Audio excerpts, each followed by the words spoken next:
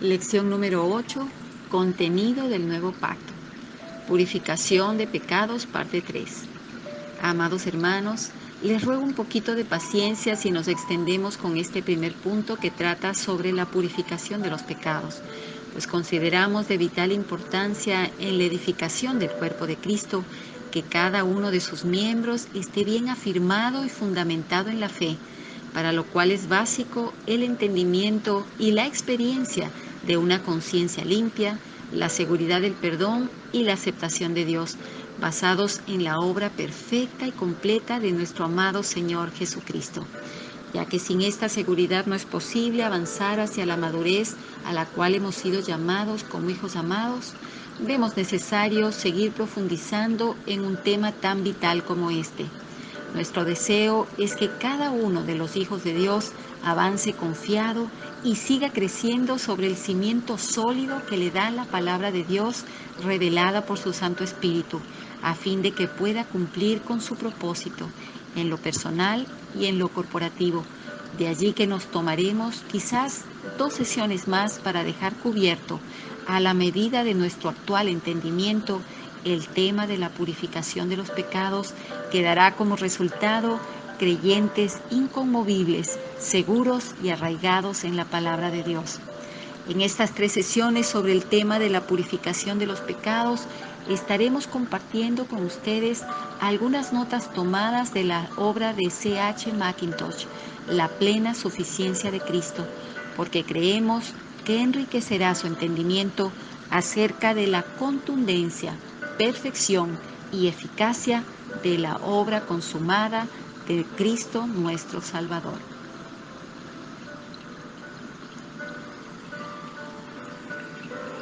Una vez que el alma ha sido llevada a sentir la realidad de su condición delante de Dios, la profundidad de su ruina, de su culpa y de su miseria, su completa e irremediable bancarrota, no puede haber reposo hasta que el Espíritu Santo revele al corazón la plena y total suficiencia de Cristo. La única respuesta posible a nuestra ruina total es el remedio perfecto de Dios. Esta es una verdad muy sencilla, pero a su vez de la mayor importancia, y podemos decir con toda seguridad que cuanto más profunda y perfectamente la aprendamos, será mejor. El verdadero secreto de la paz consiste en acabar definitivamente con un yo culpable, totalmente arruinado, sin esperanza y sin ningún valor, y hallar entonces a un Cristo plenamente suficiente como provisión de Dios para nuestras más profundas necesidades. Esto es de veras reposo, un reposo que no puede ser perturbado jamás.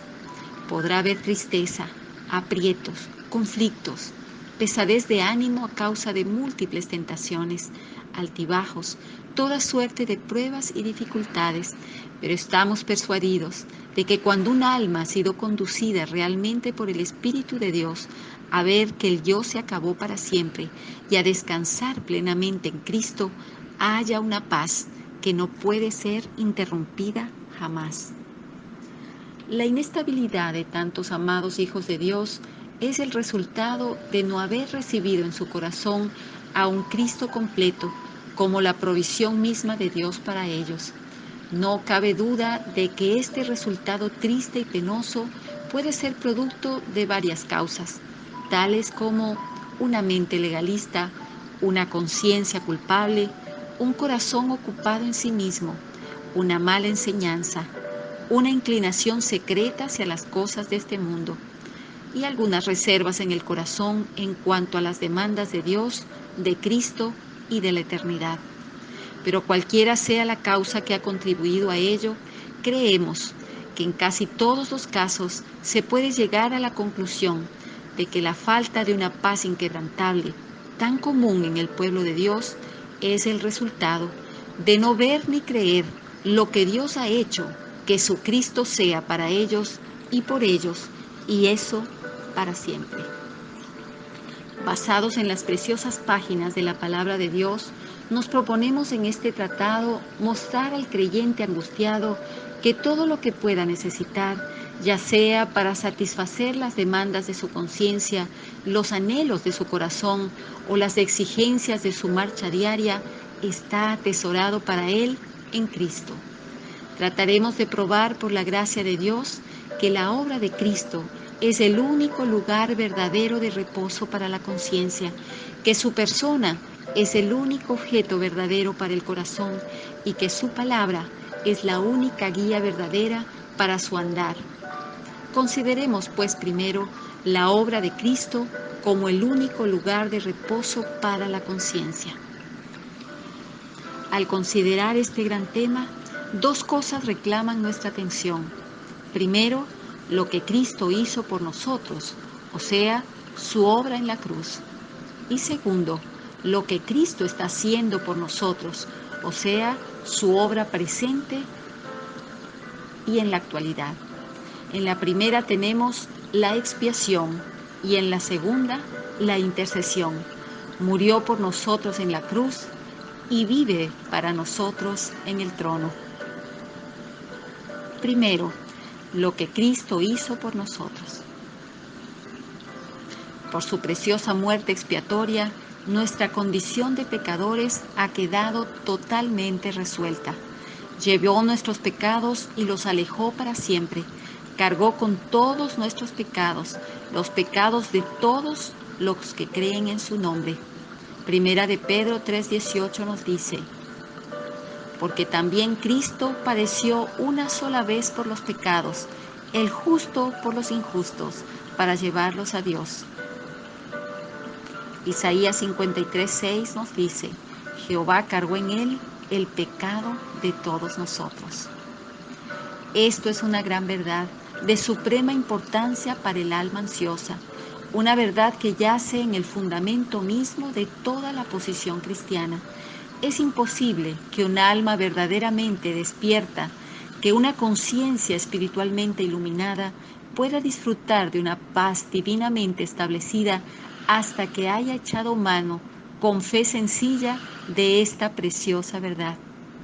Tengo que saber, apoyado en la autoridad divina, que todos mis pecados han sido borrados para siempre de la vista de Dios, que Él mismo ha acabado con ellos de manera tal de satisfacer todas las demandas de su trono y todas las perfecciones de su naturaleza. Tengo que saber, apoyado en la autoridad divina, que Él se ha glorificado a sí mismo al haber quitado todos mis pecados de una manera mucho más elevada y maravillosa que si me hubiese enviado a un infierno eterno por causa de ellos. Sí, Él mismo lo ha hecho. Esta es la verdadera sustancia, el meollo del asunto. Dios ha cargado sobre Jesús nuestros pecados y así nos lo dice en su santa palabra, a fin de que lo sepamos basados en la autoridad divina, una autoridad que no puede mentir. Dios lo planeó, Dios lo llevó a cabo, Dios lo dice. Todo, de punta a cabo, proviene de Dios y a nosotros nos toca sencillamente confiar en ello como lo haría un niño. ¿Cómo sé yo que Jesús llevó mis pecados en su cuerpo sobre el madero? Justamente por la misma autoridad que me dice que yo tenía pecados que pesaban sobre mí. Dios, en su amor maravilloso y sin par, me asegura a mí, pecador miserable, culpable y merecedor del infierno, que Él mismo ha tomado a su cargo todo el asunto de mis pecados y los ha hecho desaparecer de tal modo de producir una rica cosecha de gloria para su nombre eterno, a lo largo y ancho del universo, en presencia de todo ser creado dotado de inteligencia. Una fe viva en esto debe tranquilizar la conciencia. Si Dios ha quedado satisfecho a sí mismo con respecto a mis pecados, bien puedo yo estar también satisfecho. Yo sé que soy pecador. Sé que mis pecados son más numerosos que los cabellos de mi cabeza, que son oscuros como la medianoche, negros como el mismo infierno. Sé que cualquiera de esos pecados, aún el más pequeño, merece las llamas eternas del infierno. Sé, porque me lo dice la palabra de Dios, que ni una sola mancha de pecado puede entrar jamás en su santa presencia, y que por eso, en cuanto a mí toca, no hay otra salida posible que una eterna separación de Dios. Todo esto lo sé, basado en la autoridad clara e incuestionable de esa palabra que permanece para siempre en los cielos. Pero oh misterio profundo de la cruz, misterio glorioso de amor redentor, veo a Dios mismo tomando todos mis pecados, esta lista negra y terrible, todos mis pecados, tal como los conocía y los pesaba. Lo veo cargándolos sobre la cabeza de mi adorable sustituto y teniéndolo a Él por responsable de ellos. Veo las encrespadas olas de la justa ira de Dios, su ira contra mis pecados, la ira que debía haberme consumido, alma y cuerpo en el infierno durante una espantosa eternidad, pasando por encima del hombre que ocupó mi lugar, que me presentó delante de Dios, que llevó sobre sí todo lo que yo debía llevar, a quien un Dios santo trató como yo merecía ser tratado. Veo a un Dios inflexible en su justicia, verdad y santidad, tomando mis pecados y haciéndolos desaparecer por completo y para siempre. Ni uno solo queda sin ser juzgado. No existe la posibilidad de hacerse de la vista gorda, ni de mitigarlos, ni de pasarlos por alto, ni de permanecer indiferente, una vez que Dios mismo ha tomado en sus manos el asunto. Estaban comprometidas su gloria, su inmaculada santidad, su eterna majestad y las elevadas demandas de su gobierno. A todo eso había que dar la satisfacción pertinente, de forma que Dios fuese glorificado a los ojos de ángeles, hombres y demonios. Pudo haberme enviado al infierno con toda justicia a causa de mis pecados, pues no me merecía otra cosa. Todo mi ser moral, desde su máxima profundidad, lo reconoce. No tiene más remedio que reconocerlo. No tengo ni una sola palabra que decir como excusa por un solo pensamiento pecaminoso, mucho menos por una vida manchada enteramente de pecado. Sí, una vida de deliberado, rebelde y arbitrario pecado. Que razonen otros como les plazca sobre la supuesta injusticia de una eternidad de castigo por una corta vida de pecado, de una falta total de proporción entre unos pocos años de obrar mal y una eternidad sin fin de tormentos en el lago de fuego. Ellos pueden hallar razones, pero creo firmemente y confieso sin reservas que por un solo pecado contra un ser como Dios, a quien veo en la cruz, yo merezco de sobra un castigo eterno en el foso más hondo, oscuro y lúgubre del infierno. No escribo esto como un teólogo. Si así fuese, sería de veras una tarea fácil presentar una hilera incontestable de textos evidentes de la Escritura que prueba de la solemne verdad del castigo eterno. Pero no, estoy escribiendo como alguien a quien Dios ha enseñado lo que el pecado verdaderamente merece. Y lo que merece no es ni puede ser otra cosa. Lo declaro con toda calma, deliberación y solemnidad, que la exclusión eterna de la presencia de Dios y del Cordero, los tormentos eternos en el lago que arde con fuego y azufre. Pero eternas aleluyas al Dios de toda gracia. En vez de enviarnos al infierno a causa de nuestros pecados, Dios envió a su Hijo para hacer la propiciación por esos pecados. Y en el despliegue del maravilloso plan de la redención, vemos a un Dios santo interviniendo en el asunto de nuestros pecados y ejecutando juicio sobre ellos en la persona de su Hijo amado, eterno e igual a Él, a fin de que todo el torrente de su amor pudiera fluir dentro de nuestro corazón. En esto consiste el amor, no en que nosotros hayamos amado a Dios, sino en que Él nos amó a nosotros y envió a su Hijo en propiciación por nuestros pecados. Ahora bien, esto tiene que darle paz a la conciencia, con tal que se reciba con simple fe. ¿Cómo es posible que una persona crea que Dios está satisfecho en cuanto a sus pecados y no tenga paz? Si Dios nos dice, y nunca más me acordaré de sus pecados y de sus iniquidades, ¿qué más podemos desear como base de paz para nuestra conciencia? Si Dios me asegura que todos mis pecados han sido borrados, como se disipa una densa nube, que los ha echado tras sus espaldas, alejado para siempre de su vista, ¿no habré de tener paz? Si me muestra al hombre que llevó mis pecados en la cruz, coronado ahora a la diestra de la majestad en los cielos, ¿no debería mi alma entrar en el perfecto reposo en cuanto al asunto de mis pecados? Seguro que sí, porque permítaseme preguntar, ¿cómo alcanzó Cristo el lugar que ocupa ahora en el trono de Dios? ¿Acaso lo fue como Dios sobre todas las cosas, bendito por los siglos? No, porque eso lo fue siempre. ¿Fue como Hijo eterno del Padre? No, siempre lo fue. Siempre está en el seno del Padre. Siempre es objeto de las delicias eternas e inefables del Padre Celestial. Lo fue como hombre sin mancha, santo, perfecto, aquel cuya naturaleza fue absolutamente pura, perfectamente libre de pecado. No, porque en esa condición y sobre esa base podía haber reclamado en cualquier momento entre el pesebre y la cruz un lugar a la diestra de Dios. ¿Cómo lo fue, pues? Sea eternamente alabado el Dios de toda gracia.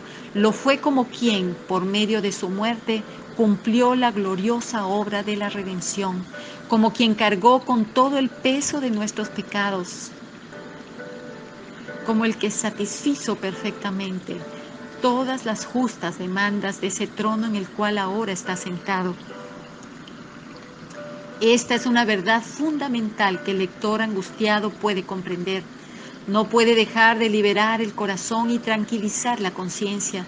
No es posible contemplar por fe al hombre que fue clavado en el madero, coronado ahora en el trono, y no tener paz con Dios. Después de cargar sobre sí nuestros pecados y el juicio que merecían, el Señor Jesucristo no podría estar ahora donde está si uno solo de esos pecados quedara sin expiar. Ver coronado de gloria al que llevó nuestros pecados es ver esos pecados alejados para siempre de la presencia divina. ¿Dónde están nuestros pecados? Todos ellos están borrados. ¿Cómo lo sabemos? El que los tomó sobre sí, traspasó los cielos hasta la cima más alta de la gloria. La justicia eterna ha coronado sus sienes benditas con una diadema de gloria, como aquel que cumplió nuestra redención, que llevó nuestros pecados, demostrando así de modo incuestionable que nuestros pecados fueron alejados para siempre de la vista de Dios. En Cristo coronado tenemos redención. Un Cristo coronado y una conciencia limpia están unidos inseparablemente en la bienaventurada economía de la gracia. Maravilloso hecho. Ahora podemos cantar con todas nuestras energías redimidas las alabanzas del amor redentor. Pero veamos cómo las Santas Escrituras presentan esta verdad tan consoladora. Leemos en Romanos 3 del 21 al 26. Pero ahora, aparte de la ley, se ha manifestado la justicia de Dios, testificada por la ley y por los profetas, la justicia de Dios por medio de la fe en Jesucristo, para todos los que creen en Él. Porque no hay diferencia, por cuanto todos pecaron y están destituidos de la gloria de Dios, siendo justificados gratuitamente por su gracia, mediante la redención que es en Cristo Jesús, a quien Dios puso como propiciación por medio de la fe en su sangre, para manifestar su justicia, a causa de haber pasado por alto en su paciencia los pecados pasados, con la mira de manifestar en ese tiempo su justicia, a fin de que Él sea el justo y el que justifica al que es de la fe de Jesús. De nuevo en el capítulo 4, hablando de la fe de Abraham, que le fue contada por justicia, el apóstol añade en los versos 23 al 25, y no solamente con respecto a él se escribió que le fue contada, sino también con respecto a nosotros, a quienes ha de ser contada, esto es, a los que creemos en el que levantó de los muertos a Jesús, Señor nuestro, el cual fue entregado por nuestras transgresiones y resucitado para nuestra justificación. Dios es presentado aquí y nuestra alma como el que levantó de entre los muertos a aquel que llevó nuestros pecados. ¿Por qué lo hizo? Porque aquel que había sido entregado por nuestros pecados había glorificado perfectamente a Dios con respecto a esas ofensas y las había quitado de en medio para siempre. Dios no se limitó a enviar a su Hijo unigénito al mundo, sino que lo quebrantó por nuestras iniquidades. Isaías 53:5. Y lo levantó de entre los muertos a fin de que sepamos y creamos que nuestras iniquidades fueron borradas de manera tal que Él fue glorificado de un modo infinito y eterno. Sea alabado su nombre en todo el universo y por toda la eternidad. Pero tenemos todavía otro testimonio de esta gran verdad fundamental. En Hebreos 1, del 1 al 3, leemos las siguientes palabras que conmueven el alma. Dios, habiendo hablado muchas veces y de muchas maneras en otro tiempo a los padres por los profetas, en estos postreros días nos ha hablado por el Hijo, a quien constituyó heredero de todo y por quien asimismo hizo el universo, el cual, siendo el resplandor de su gloria y la imagen misma de su sustancia, y quien sustenta todas las cosas con la palabra de su poder, habiendo efectuado la purificación de nuestros pecados por medio de sí mismo, se sentó a la diestra de la majestad en las alturas. Nuestro Señor Jesucristo, bendito sea su nombre, no quería sentarse en el trono de Dios, sino después de haber efectuado la purificación de nuestros pecados al ofrecerse a sí mismo en la cruz. Por tanto, un Cristo resucitado y sentado a la diestra de Dios es la prueba gloriosa e irrefutable de que nuestros pecados han desaparecido por completo, porque Él no podría estar donde está actualmente si quedase tan solo uno de esos pecados. Dios levantó de entre los muertos al mismo hombre sobre el que había cargado todo el peso de nuestros pecados. Así, todo ha sido divinamente resuelto y para siempre. Tan imposible es que se halle un solo pecado en el más débil creyente en Jesús como que se halla en Jesús mismo. Poder decir esto es algo asombroso, pero es una sólida verdad de Dios, establecida en múltiples lugares de las Santas Escrituras, y el alma que cree esto ha de gozar de una paz que el mundo no puede dar ni la puede quitar. Aleluya.